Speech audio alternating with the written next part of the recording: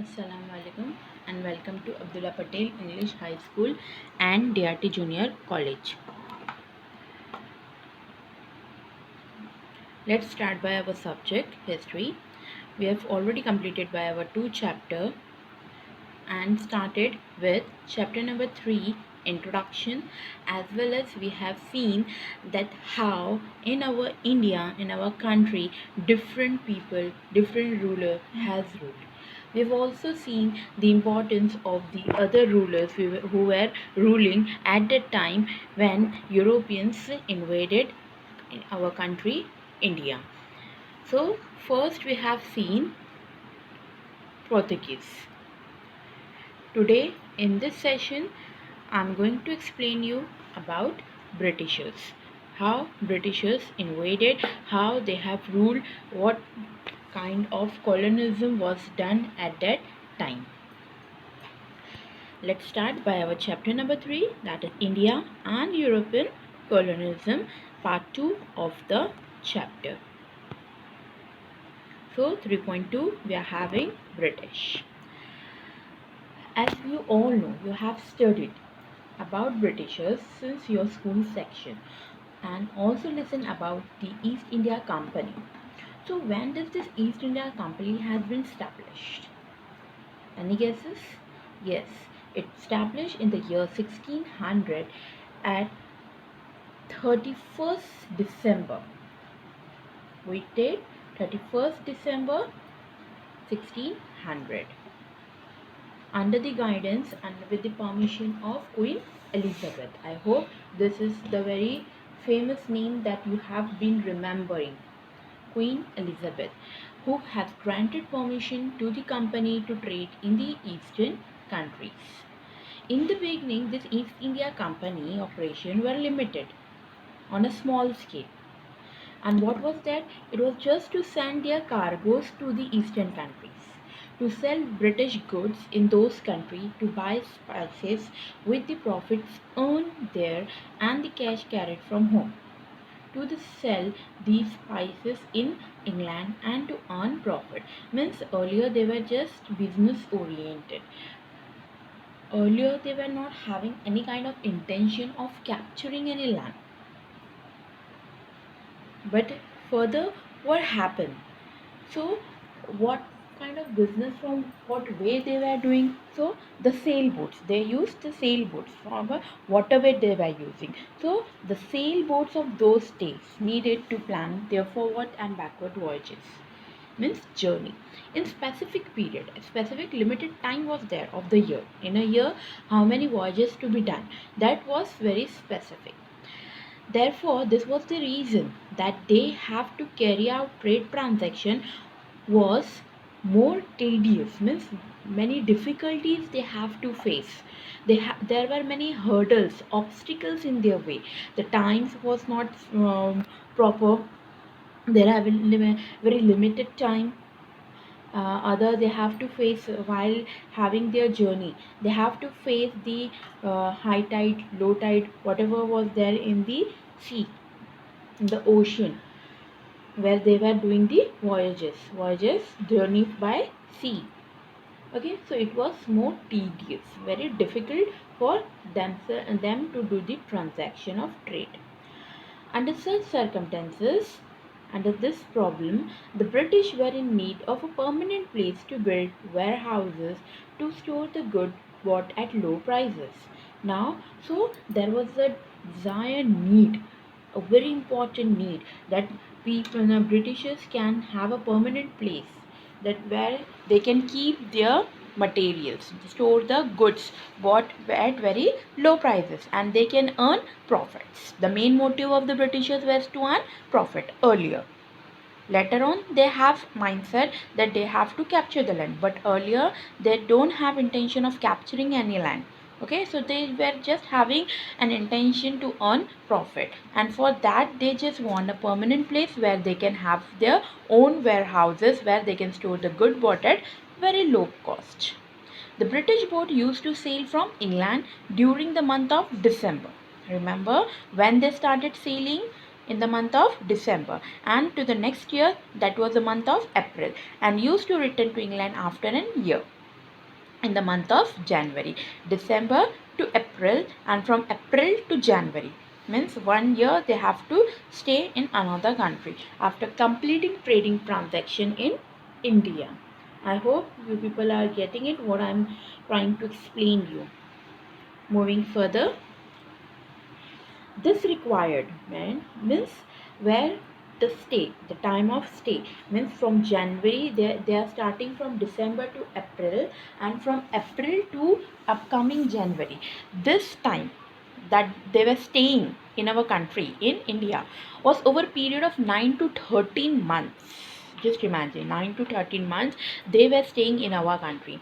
Hence, the company decided on these factors only. The company decided to build their factories, and the factories were not called as factories. It was called as emporiums, a place where goods are bought, stored, and sold, where they purchase, where they store, and where they sold.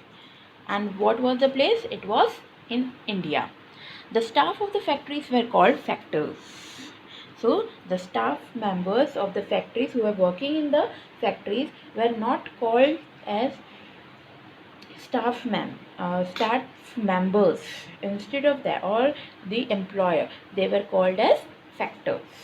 Factory was not called as factories, it was called as emporium, and the worker working in it were not called as factory workers. Instead of that, they were called as factors. Moving further, in 1623, the British government, under the civil and military law, granted the company an authority of adopting punitive measures for the erring staff. Now, see, as whatever the condition was there in front of the Britishers, so they have to cope up with all the conditions. Now there was a serious problem of Britishers while working in the company was that the people working in with them were having many problems. Erring staff means who were very um, who were not working properly. So for this reason they have set a punitive measure. Punitive means punishable. Punishable measures were um, brought in front of the people, in front of the staff who were working. So the punishment were given to those staff who were not working properly, who were not loyal to them. The company was also given the right of monopoly to trade in the eastern countries. Now company got another permission of doing right of monopoly to trade in the eastern country. Charles II, remember the name, Charles II, the King of England, issued a charter allowing the company to build forts in India, to maintain an army, and to take treaties with non-Christians. Now, Charles II, the King of England, issued a charter, a permission letter allowing a treaty was signed that the company have to build fort in India and to maintain an army for it and to make treaties with non-Christians of India. Non-Christians at that time, Hindu, Muslims, Sikhs, okay? From them they will do a treaties. In the latter half of the 17th century, the company operated from Surat and Madras, that is Chennai, the eastern coast Odisha, Bengal in India, and other eastern countries were under the company's jurisdictions. The factories at Rajapur in Maharashtra, port city of Mocha in Yemen, in the Red Sea, Basra in the Persian Gulf were controlled by the Surat center. So here the places have been given to us. So these were the places where they were having their jurisdiction, their territory of working. In Maharashtra, the place was Rajapur. Port of Mocha, where it was Mocha in Yemen in the Red Sea. Basra in the Persian Gulf. Remember, Basra in the Persian Gulf were controlled by the Surat center. Surat, the main center of these Britishers were Surat. The Surat factory's staff comprised of an accountant and in charge of the store, a treasurer, some factors and clerk. Now, Here's to Surat factory, which was their main center. Over there was staff and which comprises of an accountant and in charge of the store who keeps an eye on the store working condition, a treasurer, some factors means employees, as I already explained you about the factors. People working in a factory, they were termed as factors and clerks. In addition, there was a Christian priest. Now what is the requirement of Christian priest over here? A surgeon and his assistant, cooks, company president personnel, servant, and a trumpet blower. Sorry. Now, what is the requirement of these people over here in a company? Yes, they have to spread Christianity over here. So that was the reason that they have Christian priest also. Earlier they used only their mind for business purpose, but now they want to have a hold, they want to have a control in our land. So they brought Christian priest also here, so as they will be having hold as well as they will spread Christianity in India. A surgeon and his assistant, cooks, company president's personnel, servants, and a trumpet blower. The British citizens were also appointed in the factories as apprentices. Apprentices means the people who were who were eagerly to know how to do trade, who try to understand how to do trade, to understand new techniques of trade. Okay, so the British citizens were also appointed in the factories as apprentices, as they want to learn of the ways of or the tricks of doing trade. Clerks and factors. Everybody right from the president to apprentice lived in the factory premises. Now the people used to live in the same premises of the factory. Nobody was going to home or any other places. They were living in used to live in the factory only. All were provided food by the company mess. They were permitted to trade. Okay, now each and everyone from the high to low, from president to apprentices, everyone live over there. They eat also over there, and the food was provided by the company mess. Here, MESS mess means canteen. Okay, a kind of canteen which provide food. They were permitted to trade various commodities except those which were banned by the company, such as textile, indigo, spices, wool, lead, corals, ivory, etc. Now, these were the things which were they were having the permission of doing trade except those which were banned. Now, the things which they were doing was textile, indigo, spices, wool, lead, corals, ivory, etc.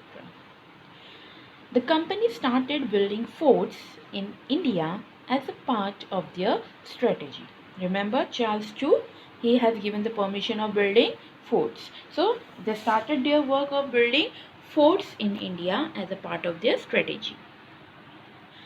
They built a fort and a factory in Chennai. So as per their strategy, what they have thought, they started building a fort and a factory first at where? Yes, in Chennai. The fort was named as Fort St. George. Apart from this thing, they've also established a mint in Chennai. Same place, Chennai. What thing they have built? First they have started building fort, then factory, and at last they have also established a mint. Now what is a mint? A mint is a kind of a place where coins are made.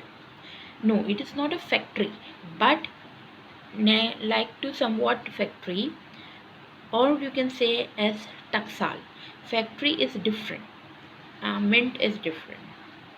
Okay, so there is a difference between factory and a mint, but it is nearby same, a mint where coins are printed, where coins are mint. Other term for mint is taksal. So the taksal was established in Chennai. The British issued their own coinage of in this same mint, where they established at Chennai. In the same mint, they issued their own coinage of gold, silver, alloys, and copper from this mint. So there was again profit for them. Now next, in 1661, Charles II, who is Charles II? Yes, King of England, was engaged to Braganza, the Princess of Portugal. Portugal, the Portuguese. So, Portuguese princess was engaged. Braganza was engaged to Charles II. Charles II, Britisher. Now, who is ruling over here? Britishers. And they have given Portugal princess was engaged to Charles II, and in that they had gifted, Portuguese people has gifted, the king of Portugal has gifted the islands of Mumbai to Charles II on this occasion. As a gift in the engagement, Mumbai Islands were given as a gift to Charles II, the king of England. Abraham Shipman, an Englishman, was assigned 500 soldiers and was appointed as the governor of Bombay at that time, when all the island of Mumbai were handed over as a gift to Charles II, King of England. So Abraham Shipman has got an assignment of 500 soldiers and appointed as the governor of Bombay. Then, in the year 1665, Mumbai was fully under the British control, and finally, from Portuguese, they have taken each and everything, and finally, full Mumbai was under the control of Britishers. Mumbai comprised 7 islands. As Mumbai's islands were given as a gift, so how many islands were there? So there were total 7 islands, namely Mumbai, Mahim, Paral, Wadala, Worli, Sion, today, or you can say Shiv, and Mazga.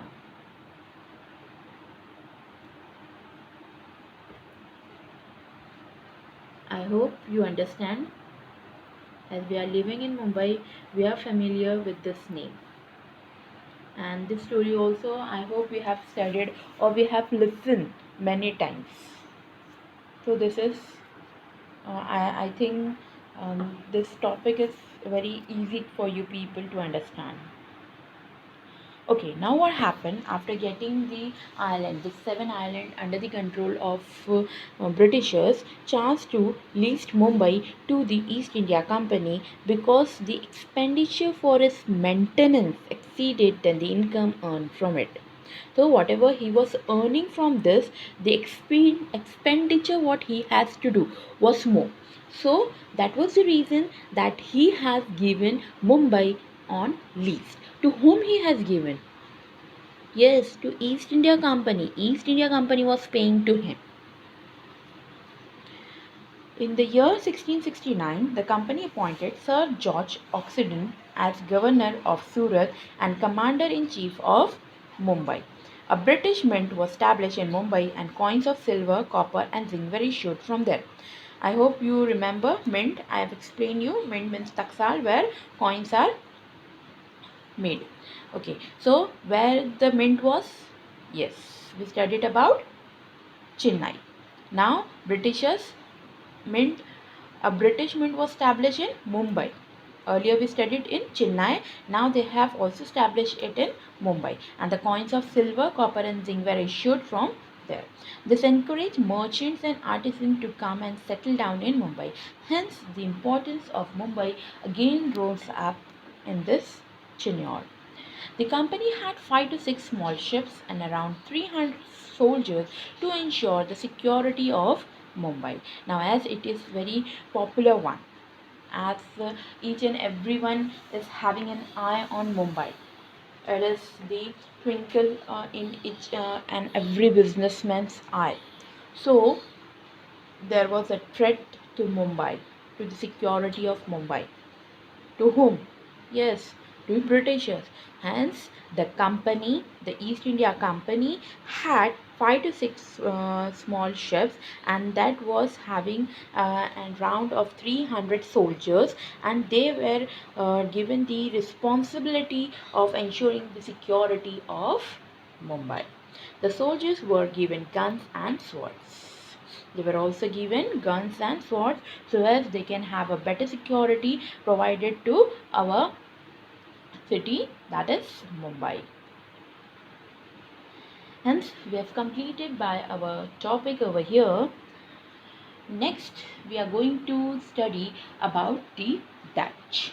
How Dutch has came in India and capture our land. I hope this topic is understandable to each and everyone. If it is not understandable, you can repeat it again as it is a video. Listen again and again. Okay, so I hope you will understand it. Till then, stay at home, stay safe, and do your online assignment book homework. Thank you so much for listening.